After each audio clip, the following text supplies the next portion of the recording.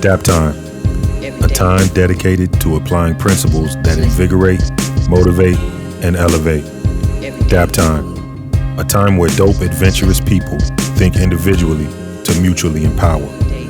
Full episodes can be found at Apple Podcasts, Spotify, or on our website at www.itsdaptime.com. Also, don't forget to follow us on Instagram at Daptime21, Twitter at Dap_time, Facebook at Daptime, and on YouTube at Daptime TV. Don't forget to hit the notification bell and subscribe. Thank you for your continued support. We're proud to partner with Harrell Eyewear to bring you this episode, makers of stylish and innovative luxury prescription and non-prescription glasses for all occasions.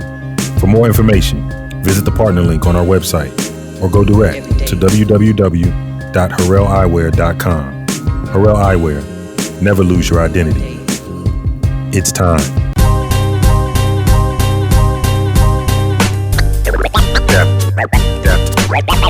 Yo, welcome back for another episode of Daptime. I am AJ, also known as B-Dub, Bobby Westbrook, here alongside my partner in crime, the one and only world-renowned Big Dang. And that group, as always, is being provided by our in-house maestro, Pete Nice. The three of us are delighted to welcome you back for another episode of Daptime, wherein we hope to make you laugh, learn something, and live your life a little bit better. Yo, Daptimers, we're switching gears. You know, we've been dealing with the dope game. Now we're going to do a little something different. I'm gigging now.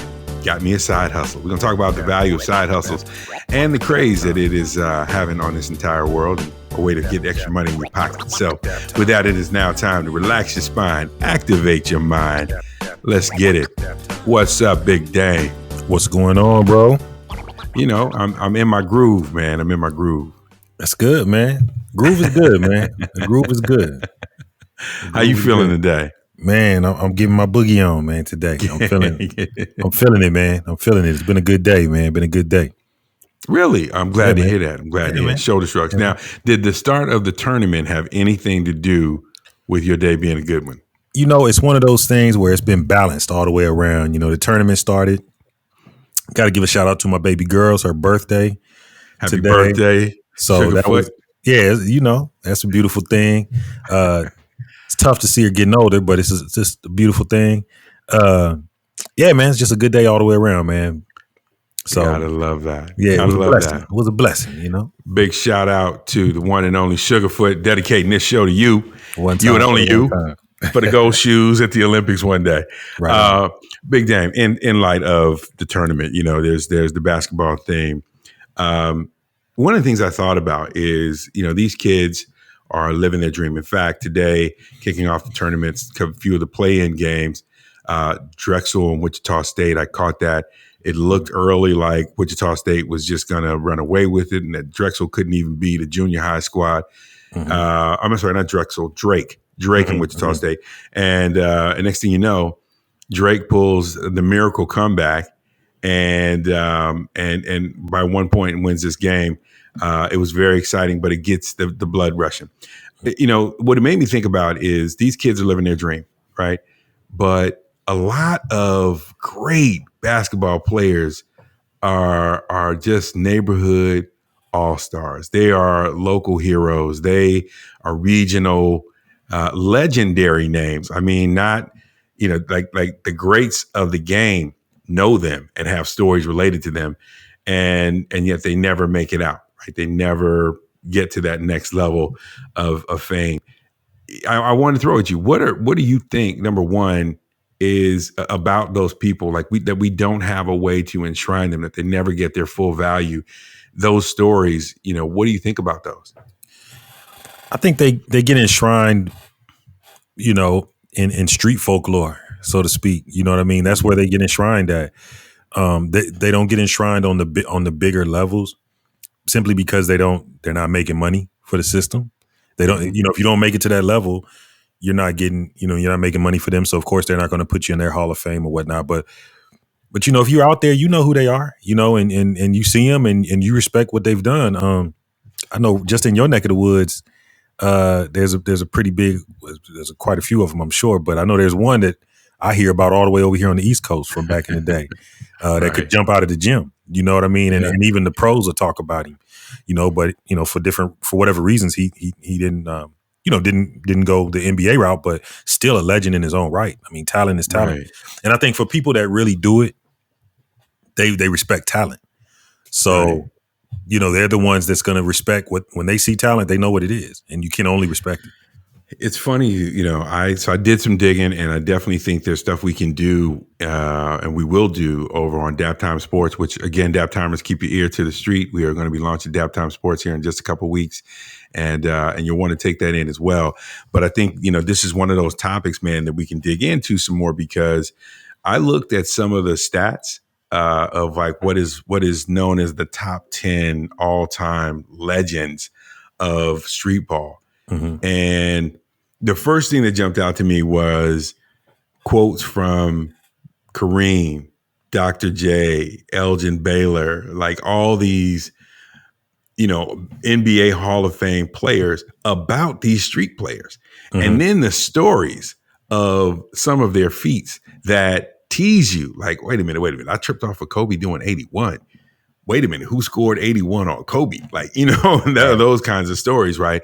So on the one hand, there's that, right? There's knowing you'll never see it for yourself. On the other hand, it's there's something special about being able to get it live, being able to have been there, and you think, wow, if I was at the Rucker, or if I was, in Mosswood and at saw Hook Mitchell, if I was on the playground the day they did that, right? Like those kinds of stories, it really conjures up more of your imagination about just how much is possible that we've never seen. We enjoy what we've seen from the LeBron James and Michael Jordans and others. There's a player, and we'll talk about him on Daptime Sports, that Michael Jordan, he challenged Mike when he was 35.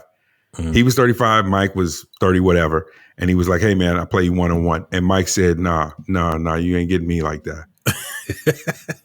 How good must he have been?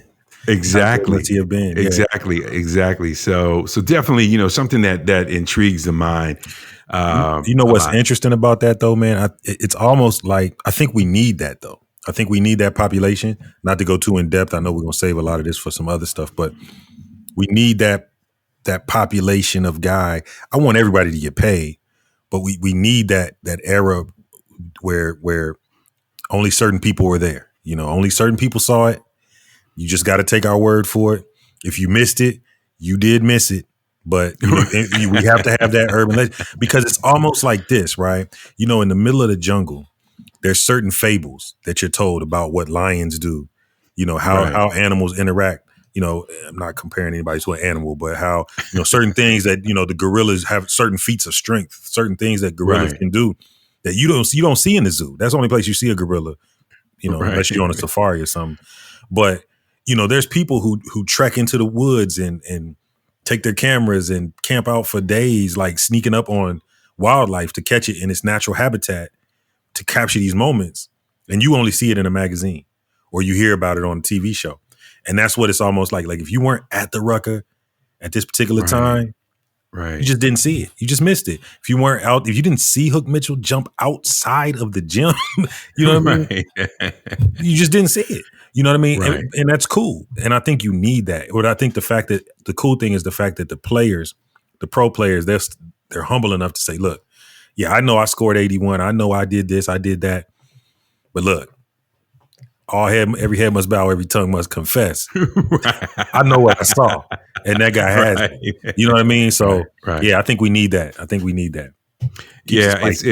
It does keep spicy. It's it's something to be said, I think, for that reality, that there is more to see, and that it's important to see live. Right? We've gotten into a day and age where, if you can just get it on YouTube, or you can get it on Instagram, and share it around the world, that's good. Well, okay, that's cool. But I'll tell you a story. We were, and this is on the pro level. The Warriors had, I think, a 12 or 13-year drought from the playoffs, and they were abysmal in that run. But there was a time, 2007ish, I think, when the drought ended, right? And Los and I went to the game together when they clinched, they actually closed out Dallas, right? And they were forecasted to lose that series. And I remember being in the arena. And so now the game is late. We've kind of taken the lead. You can feel the energy. And for sports fans, I know every fan of every team believes their arena is the greatest arena to play in. But there is something about the Warriors in Oakland. That building was humming. So you got all this energy and all this, fans are going, Warriors, and it's echoing and it's bumping. And there's a play, Baron Davis comes down, and it's something when you see the finished product, but there's nothing like seeing the whole thing unfold and you're on the entire ride. So, we kind of see, and it was like the entire arena is locked in from the time he starts the motion, oh, is he about to yak on this? And you realize, oh, he's about to yak. And Baron goes up and he yaks on Kirilenko. Right? But it's nasty. He goes up and he cocks it, and it's everything you want in a dunk. And he comes down, and when he hits the ground, it was like the entire build. Los almost strangled me, by the way, with the yoke hole he put around my neck, but I didn't care. Like the energy of everything around us, including the lady that sat in front of us, that he ended up being friends with her and her husband, but they were older couple, and they're up. I mean, everybody felt the same way. Yeah. There's something about that live experience. And I think stories about the legends teases the mind enough that a fan remembers you never want to get away from going to a game live. That's what we're missing now. And I think that's what we're all looking forward to in getting back to normal. So wanted to kick this off. We'll definitely do more on these playground heroes and legends over on Daptime Sports in a couple of weeks. Big Dame, I wanted to play a game with you. We're going to play a little bit. Dribble, pass, and shoot. Okay. In honor of it being March Madness. Dribble, pass, and shoot. If you could have one skill and be incredibly exceptional at it, would it be the dribble? Would it be the dynamic pass? Or would it be the shot? Man, I think it would be I think it would probably be the dribble. The dribble. Great. Good start. Yeah. So here's the way this goes. On each topic, we each one you pick, we got one for you. So we'll start with the dribble. Dribble, as we know in the basketball game, right? It's fancy. You've got right now, I think, when it comes to handles, you would say Kyrie, Steph Curry, Chris Paul, top three? Yeah, I'd go with that. That's your handle? All right. In the world of business, there's a company out there called Dribble, believe it or not. And Dribble is a self-promotion or social networking platform for digital designers and creatives. It serves as a digital medium really for jobs and for recruiting sites. So it's one of the largest actually for designers to share their work online, but also to allow these designers to recruit customers or to attract customers to it. So the play on this is, yes, in the game, it's a great skill with the handle, but for any designers out there, anybody looking for designers, Dribble is a place that you can go and maybe get you your next great talent. And they can be found at www.dribble.com. Nice. Boom. All right, Big Dame. Second one. If you had a second skill, would your second skill be the pass or would it be the shot? It would definitely be the shot. Definitely be the shot. Okay, yeah. We keep the shot close to hoop.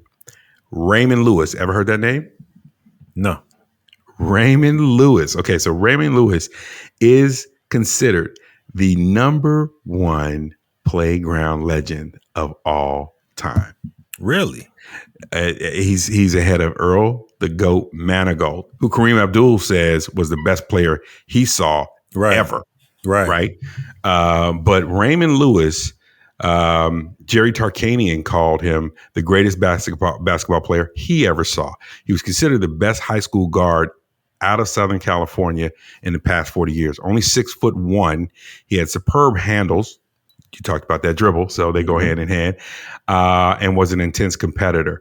This guy was named CIF player in 1970 and 71 and famously torched.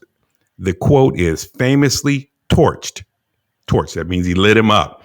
A group of LA Lakers for 52 points in a summer game. Yes. Wow. Went for 52 on the Lakers in a summer league game while he was still a high school player. Wow. Okay.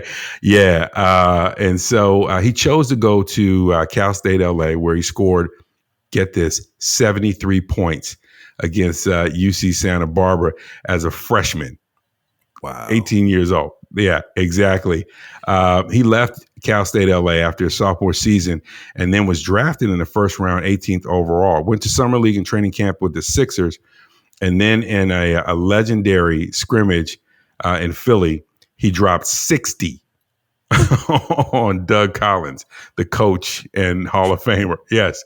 After the scrimmage, he demanded a bigger contract with the Sixers, and they replied, you got to grow up for another year. He became a fixture then after that in summer league and street ball games across Southern California. And in 1983 Summer Pro League, he faced off with NBA Defensive Player of the Year Michael Cooper. He gave Cooper 56. Wow. Right. Remember, Cooper's winning NBA titles at the time. Right. He gave Cooper 56 and was one of the greatest players. Michael Cooper said of him, one of the greatest players that I've ever seen. Nobody can change my mind about that, ever. Sonny Vaccaro also echoed the same sentiments. You know, Sonny Vaccaro has seen just about everybody, right, from Jesus to Jesus Shuttlesworth play hoop. So when you call the shot, Raymond Lewis is the standard. Nice. So whatever happened with him? Just street ball ended up just being his thing? Street ball just being his thing. Nobody gave him the contract. Nobody picked him up. You know what's weird? In today's day and age, he'd have got picked up so fast with social media. Man. He'd got a big contract in a heartbeat. The Sixers would have answered with a resounding, sure, how much you want? Right. Right. That's it. Matter of fact, just put how many zeros you want behind the check. Crazy. So that leaves us with just the pass.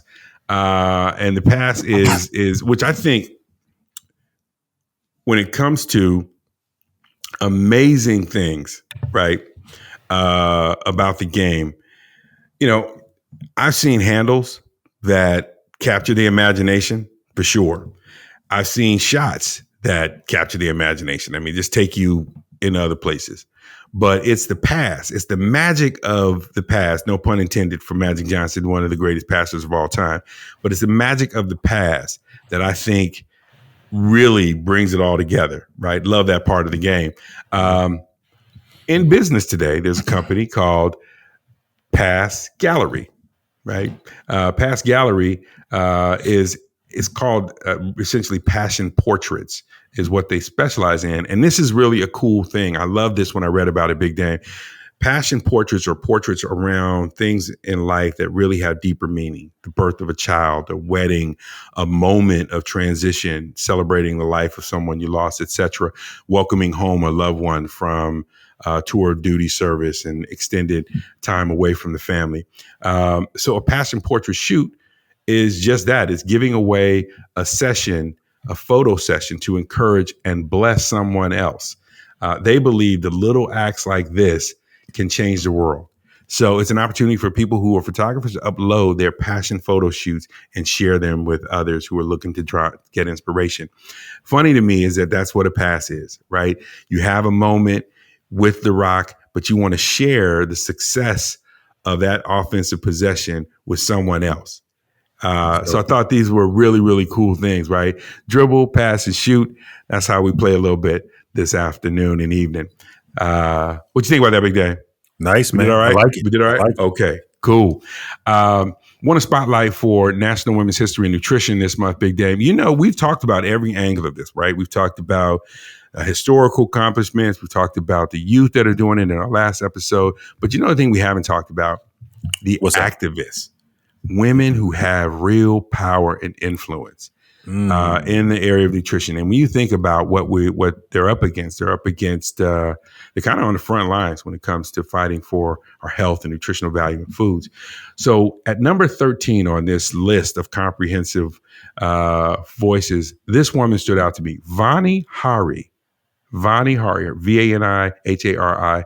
She also goes by the moniker Food Babe. Food Babe, North Carolina born Indian American author and blogger. She's a food activist, has taken on such enterprises as Chick-fil-A, Chipotle, Kraft Foods, Subway, General Mills, and Anheuser-Busch for their use of various harmful and punitively products and substances. All the big boys generally end up rolling over when she brings the fight to them, by the way. She's relentless. She is a force.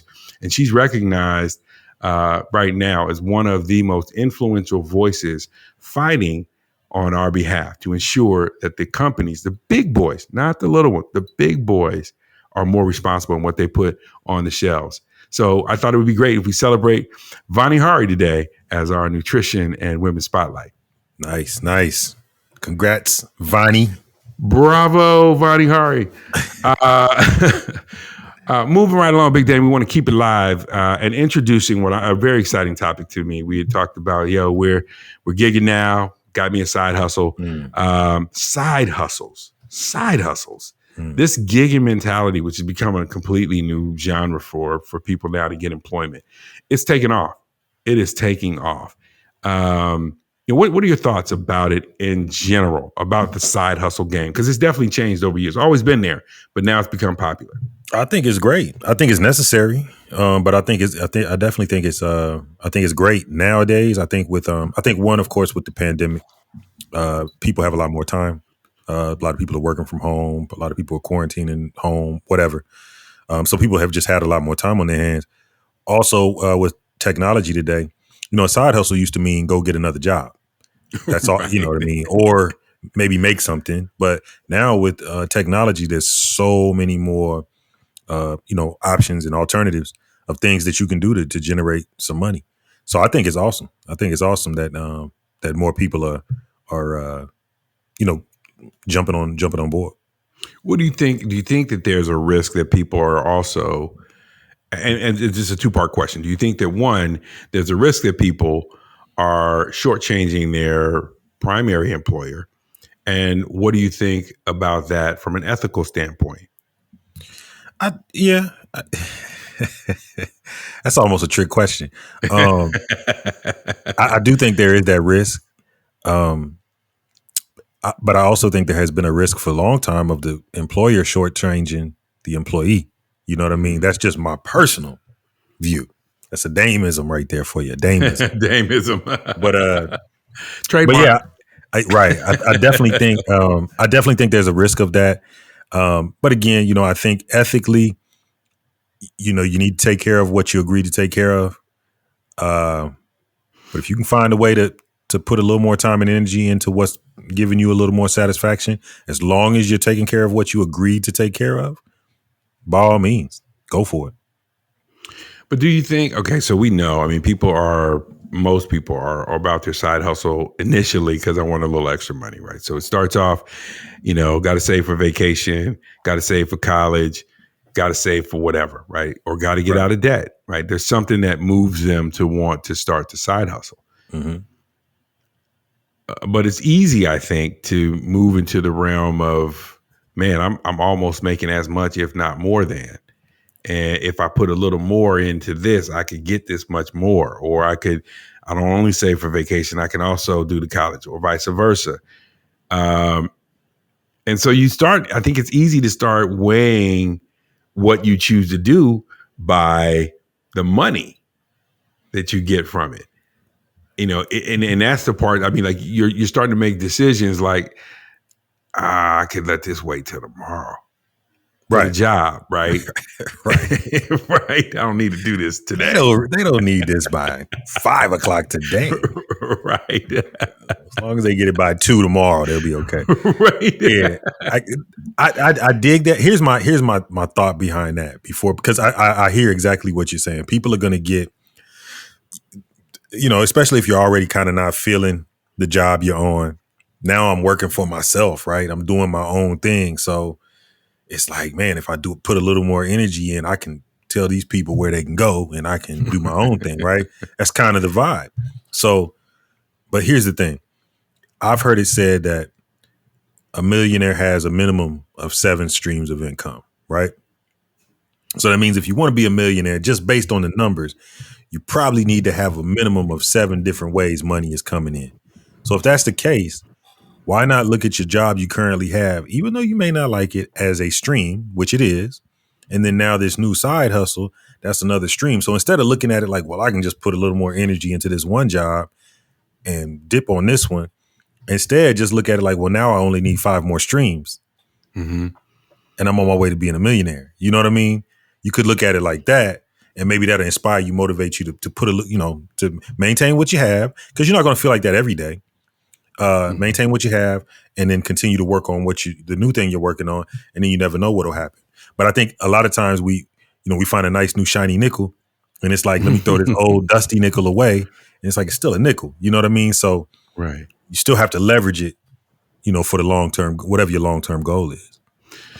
Do you think that it's so? The other part of it is that there's the benefit of a side hustle, kind of filling a void of time that otherwise could be spent on things that don't add value. I mean, we know a side hustle at a minimum is going to generate income.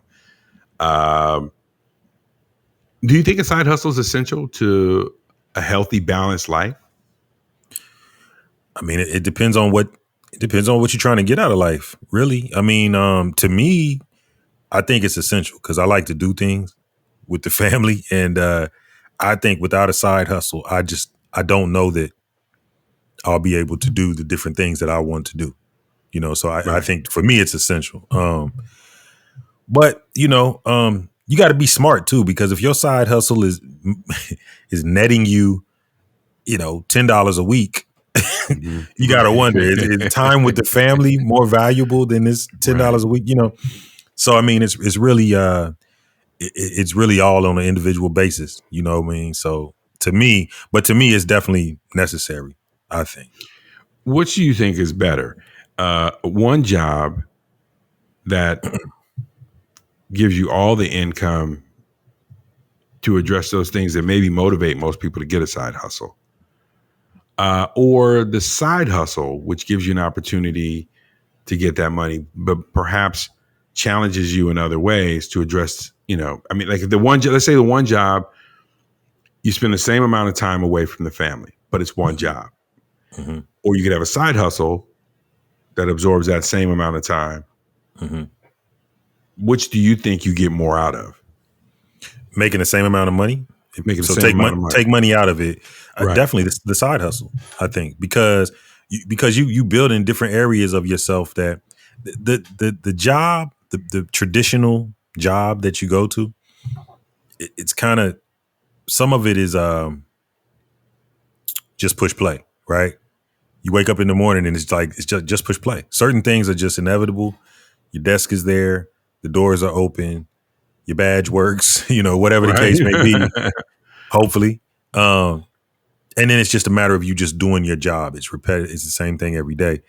I think with that side hustle, man, you're literally learning how to own your own business. And I think that's invaluable, really. Depending on the type of individual you are, I think that's invaluable because you're learning different aspects, even on a small level. If it's just problem solving on your own, it's really what an entrepreneur or business owner, that's one of their specialties. You know what I mean? Mm-hmm. Like solving you don't go to your manager, you don't call your supervisor, you don't, you go, you figure it out. You know what I mean? And so I think that's invaluable in life in general. So why do you think then that it is people tend to hunt the money out of one gig, and rather than to just say, hey, these are my needs, I can get that if I drive, and this is one of the side hustles that's out there. We'll certainly dig into this as we go through this over the next 2 episodes. But if I drive for Uber 2 nights a week or 4 nights a week, and I work my primary job, I make the money I want to make. versus I take, I break my neck to get this promotion, but it sucks more time out of the one job. So now I'm still putting the same hours in, but now that's 5 days a week, and everything rides on me keeping that job. Mm-hmm. There's a built-in stress there. Whereas if the one job goes away, yeah, that I still got to replace that. Mm-hmm. But I don't think I'm in as much panic mode because I still got my side hustle. Maybe I just crank up my side hustle more, right? I think that seems smart to me. Why do you think it is that people don't think in those terms? I think generally people, I think it's the way we're normally programmed, right? It's the same reason people, what are you going to do with your life? I'm going to go to school, high school, then I'm going to college, and then I'm going to people. A lot of people don't even really give thought to whether or not they even want to really go to college. But that's just what I do. I'm going to finish high school, then I'm going to college, and then I'll get a job. It's just kind of what we've been taught, right? And so I think the same thing with these jobs. You get a job, you work your way up, you keep busting your behind, you get promotion, you make more money, you can take care of your family. They don't talk about the set of handcuffs that comes with that. You know what I mean? Because the higher you go, the more cuffed in to that gig you are. You know what I mean? And now all of a sudden, you might be sitting there at 50 years old and like, I can't stand this place. I would rather jump off a cliff than go to this job ever again. But it's like, you can't go nowhere now because too many people are dependent on the paycheck. They got you. You know what I mean? And so, and I'm not knocking it. I mean, it's dependent on the individual. But I think also there's an added stress of, if you're going to do Uber, if you're going to drive Uber or do this or do that, these different side hustles, it's not guaranteed. There is at least a guaranteed paycheck for at least as long as the business stays open. You're guaranteed to get a check as long as you show up to work and do what you're supposed to do. So I think it's a trade-off either way you look at it. And it's just, you have to decide what you're comfortable with and what you're not comfortable with. My thing is you should take a long-term look at it as well as a short-term look. You know what I mean? Mm-hmm. So you're someone who, I've had a side hustle in my past. I remember, and I stumbled on my side hustle, but I was opening up for the Y at 4:30 in the morning. Sounds like fun. Oh man, it was a blast. Actually, I met one of the greatest. So it's a trip. I met one of the greatest people I've ever met in my life. I met several wonderful people there. But yeah, I'd be there at 4:30, have the gym ready to open up the doors at 5. And, I stay there till 8:00, change, go to my main job. And, it was good money. Not to do a whole lot, have a gym membership, full access, and meeting great people. You talked about the ways that you're challenged, the skill sets that you hone and grow. But being a part of that community has really transformed my life in major ways to this day. And so I think now, like, man, what would it cost me to give up 3 hours really early in the morning when I'm getting up kind of around the same time anyway, and still want to get in some exercise, still want to be active. That it wouldn't hurt me to do that, right? You're a side hustle person. You have side hustles too. What about this age now where people are making it an active priority to have side hustles? Do you feel like, this is a craze it's seasonal, or do you think we are seeing society really embrace more some of the things that we saw? They're starting to experience it, and that we're going to see more of it. I think we'll see more of it. I think it's like anything. A lot of people are embracing it. You're going to have people that are just, it's a trendy thing to do. So you're going to have some people that are going to be like, I don't want to work the one job I got. I'm tired of doing this. But I also think that the landscape of the world is changing, right? So I think, so finding a job, working there for 30 years and retiring and getting a watch and a plaque and a nice pension, those days are gone. There may be jobs out there like that. I have never had one. So, and I don't expect to ever have one personally. And most companies are going away from that type of, it's kind of a, everybody's looking for the next best thing. Right. So, I think the landscape is changing to where I think people are realizing, and the newer generations coming up are realizing we can't depend on a company for our future, right? You get a job, you're getting a paycheck. Okay, that's great. I'll do what I'm supposed to do. You'll pay me, great. But we can't trust. We can't trust that you're going to be here because we've seen a lot of companies that we never thought would go overseas now have gone overseas, right? Over the last True. 10 years or so. Uh, and with that, we also saw them leaning out. So we saw them take a lot of things, automate a lot of systems, lay a lot of people off. Things have changed. So, Mm-hmm. I think that's playing a big part in why we will still see it happening a lot, and I think it will continue to happen because I think it's just inevitable. I think it's a trend. I think it's a wave of the future. To be honest with you. I think you're right. I think it's a wave that we're in, and I think it's forever transforming what we know of as, the workforce. Between Fiverr and there's an Upwork. There are a bunch of platforms like this where even your core primary skill set that you maybe have built a 15, 20, 30-year career in, people are now, they're loaning themselves out on contract, pay for play. So I think there's a lot that's there. And with that, I'm interested to see how this continues to unfold. So as we get into this in the next episode, I know we're going to talk about several of the top line side hustles and opportunities that are lucrative. I think one of the things I do really love about side hustles is that there was a period of time not long ago, Big Dame, where, we were seeing the trend that when experienced workers or experienced people in the workforce were getting to that point, maybe 50, 55, for some late 40s, Mm-hmm. companies were you were top line for pink slips. Like, we Yeah. want to, if you were lucky, early retirement offering. If not, you just were, you fell on the wrong side of the axe, and it was like, well, here's a couple months severance, man. Thank you for your service. We really wish you luck as you continue in your career. But now those people were really having to change. We saw that wave. And I think the side hustle was created an opportunity for people who still had so much to give and so much value to get back out there and feel a value again. So that's one of the things I really love about it. Want to take a break, Big Dame, and get into this next piece because there's the dark side of side hustle. There's the I got me a side hustle, and I want to talk about that and the consequences a little bit. One thing about a side hustle, you got to stand on it. You always got to stand on your side hustle. No doubt. So real quick, we want to recognize our partners. How we feeling? Always on time. Appreciate them for their partnership. I got a text, Big Dame, just the other day from Scott Schaefer, their CEO. And man, this thing is looking dope. We are literally on countdown status any day now. Within the next 72 hours, they are going to be up and live with something really, really exciting. How are we feeling for those of you who are just tuning in?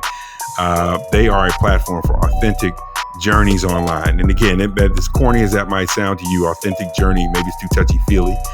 If you think about it, you're trying to go from somewhere to somewhere, whether it's in your career or in life at home. Maybe you're trying to learn how to budget better, save better, build a retirement fund, whatever it is. Everybody is journeying from somewhere to somewhere. But when you look online, there's a lot of stuff that you can't authenticate. There are people who are posing in situations that give you the perception that they've arrived at a certain destination, but they're doing it just to get up their likes and views and follows. How we feel is not about that. It's about you connecting authentically with people who have experience in the areas that you're working in, or they too are on their own journey, and you building on the insights that you can share with one another. It's really an amazing concept. They're doing some phenomenal things, and I encourage you to follow them and join the community as well. Check out their website, www.howwefeelin.com. Everybody's got a journey. Just change where you share yours online today. Big Dame, I got me a side hustle, man.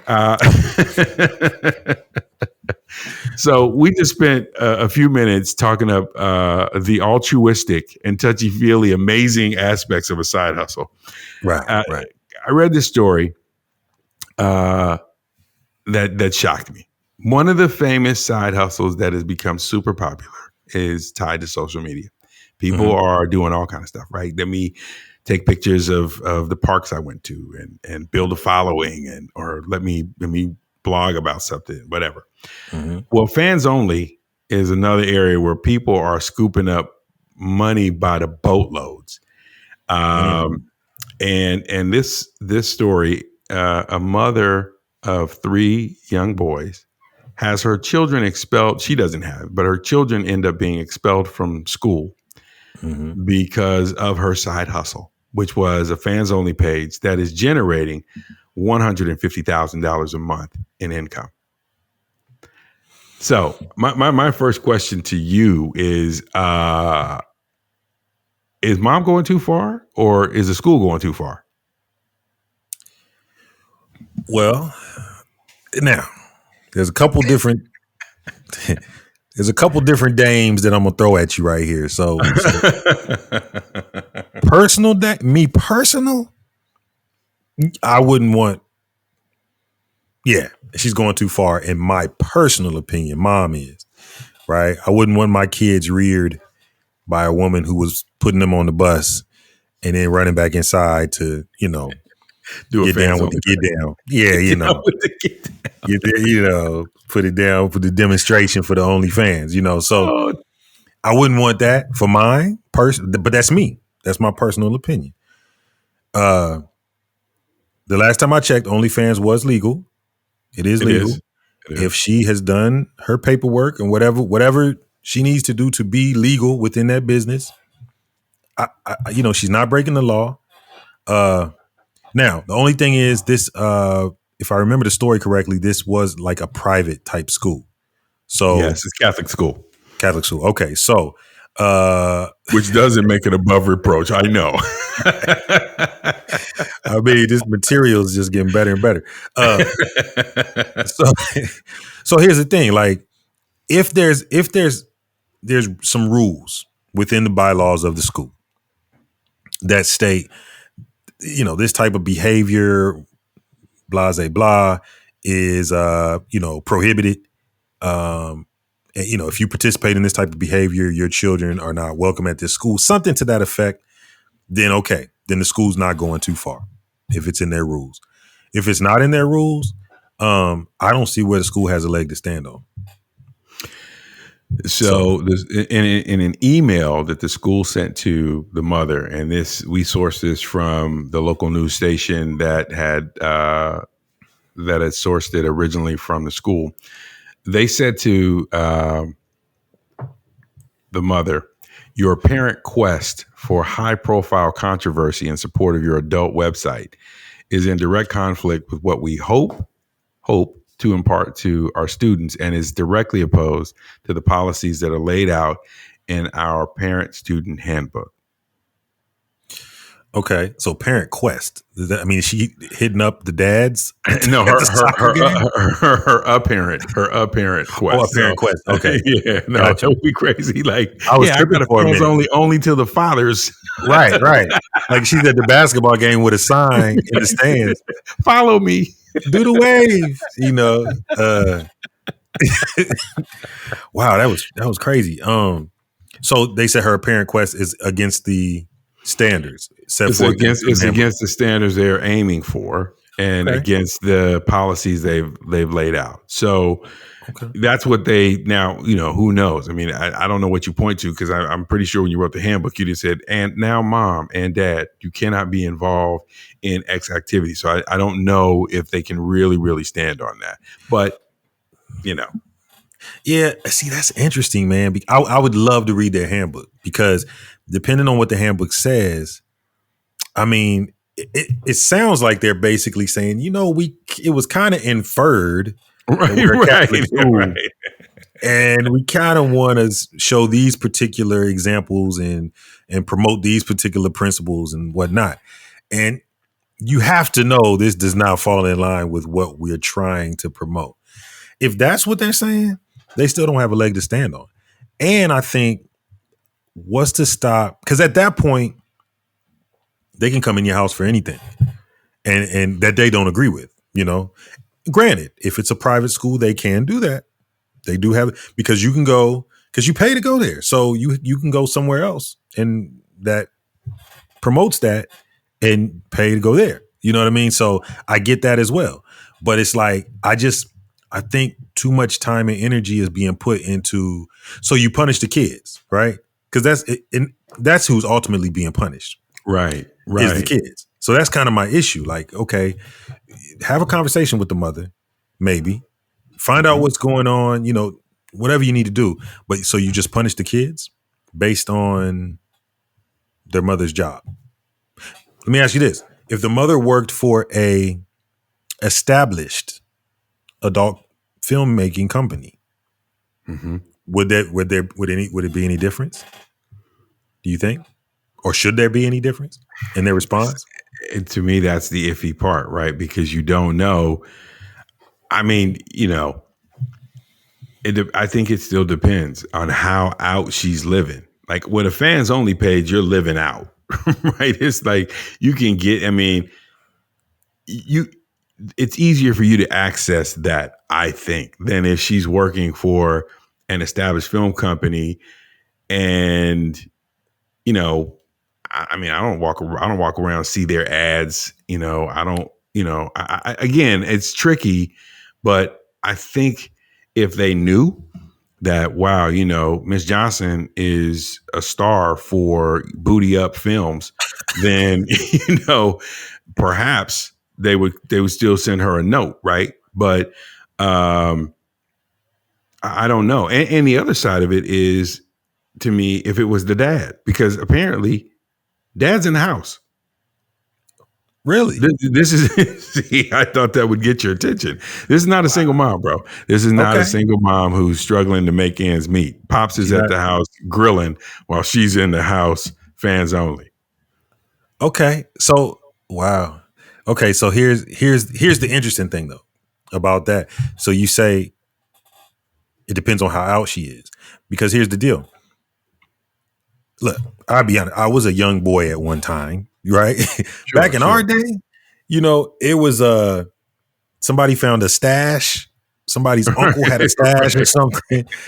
And that one videotape or that one magazine might get passed around to about 15, 20 different boys, right? Right. Let me get it after, hey. So these days, this stuff is so readily available to kids. I mean, they could be sitting in the living room doing homework, looking at whatever, and you don't know what they're looking at on their phone or their tablet or whatever. So even if she worked for a established company, they can access that stuff just as easily, I think, as say OnlyFans, because they can go online and there's nothing really stopping them from getting to it. So yes and no. I mean, because you do have the ability with some parental controls on stuff like that too. So yes, yeah. I get that. I mean, kids are so smart now. If they want to figure it out, they'll figure it out, right? They'll get around it. But so I get your point though. But if they do figure it out, maybe they crack the code and they pass the crack the code phone, or they pass the crack the code tablet, right? Right. I struggle because I guess my question is, and you said a little bit about this earlier, in the end, the kids are the ones that pay the price. Right. She's got an 8, a 10, and a 12-year-old now who are not only displaced from their classmates and their friends at school and the teachers that maybe they started building some relationship with. You're disrupting their learning at really critical stages. 12 is an important year in the life of every child, getting ready to be a teenager. You're making a jump and transition. 10, you're kind of in between, but that move from 5th grade to 6th grade is kind of a step up. It's a bump up, You're not just playing on the small hoop courts now. You're playing on the bigger hoop courts. I mean, there's politics on the playground. And at 8, Jawanza Kunjufu makes a point of drawing a line at 8. If you don't empower, in his Countering Conspiracy to Destroy Black Boys, he talks about, if you don't ingrain certain principles of right and wrong and moral sense of compass by age 8, a child's ability to grasp that goes down significantly every year after that. So you're dealing with kids who are very influential age. You're disrupting their learning. And hey, mom's real job is out. Like if it's like, well, hey, my mom works from home. She's a consultant. right. And now, no, mom's is getting breaded And I mean, think about all the things about the story that affect how they raise the kid. I know what mom really does. The pictures of mom are now plastered in People magazine because mom and dad have been open. They're talking to every tabloid. They're talking to every news outlet there because their kids have been done so wrong. But with it are coming the pictures. There's coming the information about her site. And for the kid that's like, well, what is an OnlyFans page? Like if I'm seeing this, right?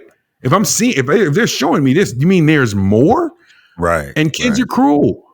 I mean, Gary Payton, listen, I grew up in Oakland. Gary Payton finds out your mom has a fans only page on the basketball court. You are getting the business. Getting drilled. He is talking about you graphically. It's just not. To me, the kids pay an ultimate price. So my question is, can you go too far in your pursuit that maybe starts good? Hey, I'm going to make some extra money to help get the kids through college. Can you go too far? Absolutely. You can. And I personally, I think that's too far. That's my personal. You sure?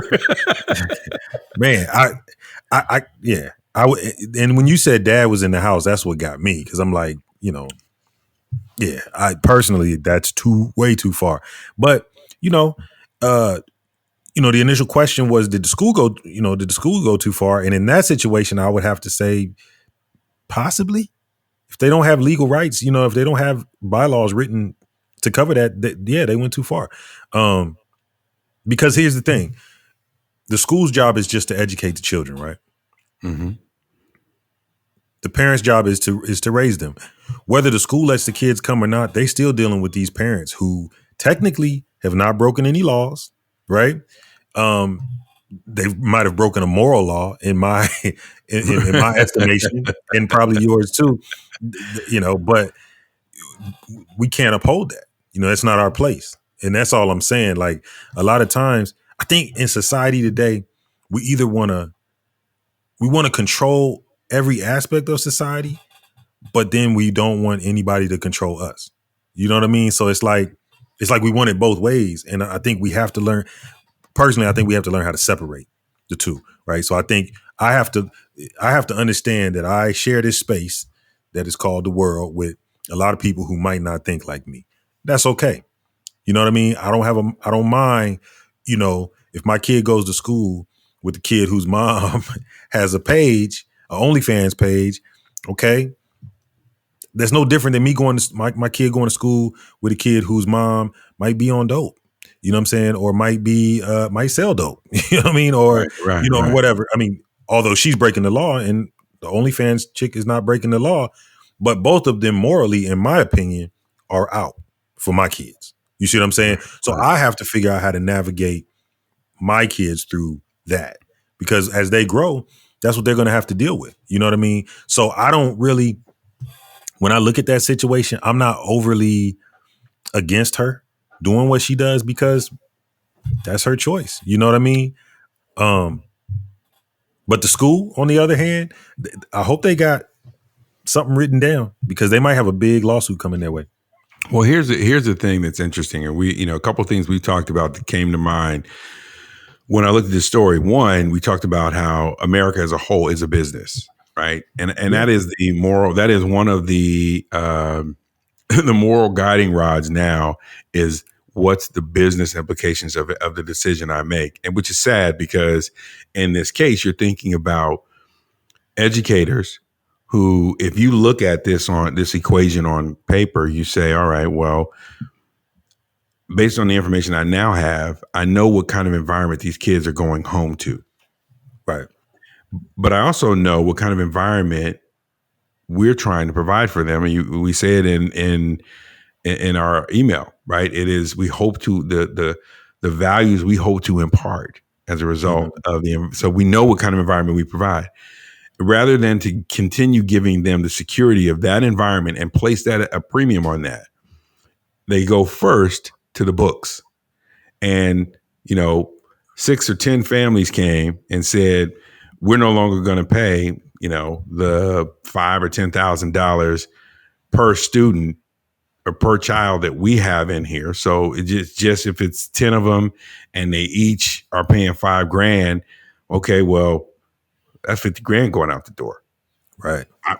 Okay. Or I can let them walk with their 15 and I Right. keep that 50. And that to me, that's the sad part of the story, right? Because when it hits the media, it's like, oh, where this moral standard this Catholic school has. But at the end of the day, if you really were standing on just pure morality, hey, the kids, where are they likely to hear about and be talked to in a way to help their moral compass shape and determine, hey, how do I want to live? It's probably likely that mom is not on fans only when the kids are in the house. Right. You know, I mean, I think that would just be too buck wild to even believe. It's not impossible, but odds are that mom is not filming fans only while they're sitting there watching Family Matters. I'm just assuming, right? Right. You know, like, you guys keep it down in there. Don't be laughing. You know, right. But you know, to make $150K a month, she might be doing any number of things, right? But my point is that the school is the one that had the biggest, in this equation to me, they had the greatest responsibility to protect the children and didn't. And they let other parents bully them, and they counted the cost of those dollars. That's you just hit the nail on the head. That's what most interesting thing about this whole dynamic to me, because in essence, that's what you have when you look at the school systems. The school systems are businesses, no different than the country, right? No different. But the unfortunate part is you have, it goes back to knowing what piece you are on the chessboard. You have these individuals within the system, you know, teachers, administrators, custodians, whoever in the school system that really do it for the love of what it's supposed to be, right? I became an educator because I have a gift to teach, and I really want to change the lives of young people. So I'm a counselor because I have a gift and I want to change the lives of young people. I want to work in I want to be a positive influence in their lives. So you have these people that bought in, right? Like most people do. I'm bought in. Yes, I'm gonna go study education. I'm gonna be a teacher. I'm gonna work in the school system, and I'm gonna be able to touch kids' lives, change their lives. Boom. What they didn't realize until they got there, some still don't realize, is that at the end of the day, it's a business. So, like you said, lose these three, lose 15,000 or lose 50 grand. Right. That's an easy choice to make, right? Right. It's a very easy choice to make from a business standpoint. Mm-hmm. But when you take hospitals, for example, hospitals literally there are people in hospitals who make decisions basically on who's going to live or die, based on coverage, based on how much insurance, how much coverage do they have? They don't have enough to get this, so we've done all we can do at this point. Right. You know what I mean? I mean, you basically just killed them. You know what I mean? So, but it's wait. No. Don't give him the feeding tube. Just leave it plugged in, but don't put the feeding tube in. Put a bottle of water by his bed. You live off water for a while. But it's crazy, right? Same situation too. You got nurses, you got doctors, you got administrators there. You got different people within the hospital system that truly got into it for the love of, they wanted to care for people. They want to get people back, not realizing you're on a board where the ultimate goal of the game is to win and make money.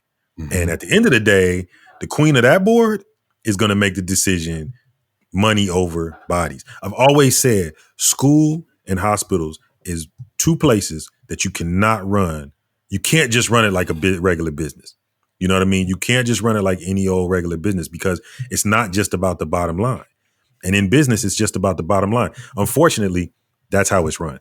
It's about the bottom line at the end of the day. So in our pre-production meeting, we talked about this topic, and we're setting up to talk about it.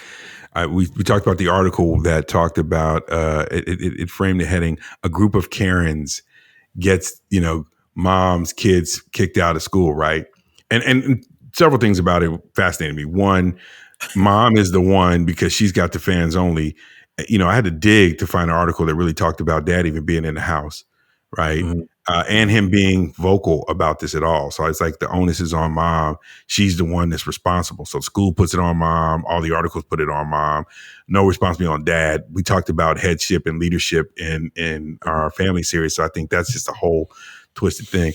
But the article was a group of Karens did this, right? And you said, there goes Karen again. You were in agreement that this sounds like Karen behavior. And I did not agree with you at first, but I do agree with you now that it is.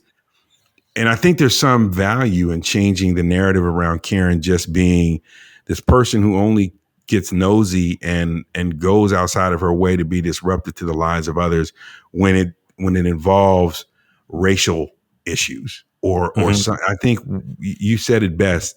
Karen is that nosy person who wants to try to regulate the entire world around her to the way she wants to see it, and will go out of her way, even if what she's doing harms those around her way more than it does to help. Yep. And so I wanted to shift on air. My opinion has moved. You were right. This was Karen-ish behavior for sure. And you know what's even more crazy about Karen? Not only does she want to control what's going on behind your doors, she wants you to mold yourself and accept what's going on behind hers. You might not agree with everything she's doing, you know. Right. And granted, again, if this woman is driving a truck to pick up the kids with a hologram on the side, with a photo of her, follow my OnlyFans, if she, in the kids pickup line, you know what I mean, at the end of the school day, yeah, fine, I get it. You're mad, but I would be curious to know how they found out about it. Oh, you know how they found out. For them to be so concerned. You know how they found out. Karen's husband came home and left his phone up on the table by accident. Exactly. And now she's mad. Is this Sheila? Right. What is this? This ain't on her Facebook page. We're friends on Facebook, right? Exactly. And then she got right off her phone and called Bernice. Yep. Guess what I just found out? You better go check Jack's phone. You better check Jack's phone. And then it started from there, man. Them cell phones. Yeah. It got to Ray. He was, whoa. You can't touch my phone. I'm telling you, man, it's crazy. It is crazy. Yo, this makes it even more interesting to me as we go forward and talk about responsibility, right? There's some great ways to make money. Side hustle, I think, has been great to identify that, yeah, it is necessary. It's valuable. It's a cool thing. But when we get into the next episode and talk about, there's some really cool ways that people can make money. I think even now, what I've been fascinated by is people are making the same kind of money she's making without fans only pages. And they're doing some cool stuff, still having the same freedom, same flexibility. And they're getting a whole lot more of it. So in the next episode, we'll definitely tackle that. But this is a great opportunity segue. Daptime is one person who is early on her side hustle game. She's a 12-year-old student, and she is also a 12-year-old entrepreneur. Samira Jacobs, founder and CEO of Daptime, along with her mother, co-CEO and founder of Daptime.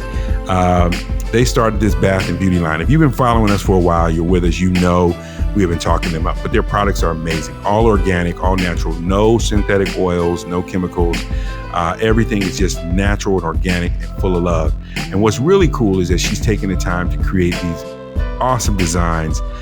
So her bath bombs, you're not going to the store and getting those round, basic bath bombs. This one's pink, this one's blue, this one's turquoise. No.